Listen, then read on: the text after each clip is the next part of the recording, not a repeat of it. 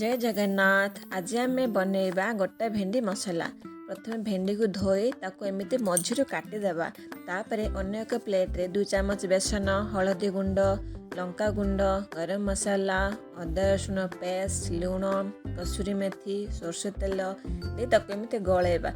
गलै सारिया परे से गुड स्मूथ पेस्ट बनिजिवो।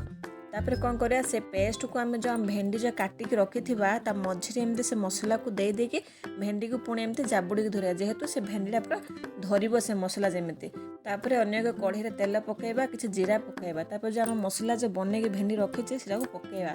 तापर किसी लुण स्प्रेड करदेबा। तापर 2-3 थर भाजीदेबा। भाजी सारा गोटे घोड़णी एमती घोड़े देवा। एमती भाजी सारा आमर बनीगला गोटा भेंडी मसला। तापर ताको एमती गोटे प्लेट रखिए, पुणी गरम गरम भात सहित यह खाइबा देवे। जदि भल लगे लाइक शेयर सब्सक्राइब निश्चय करेंगे।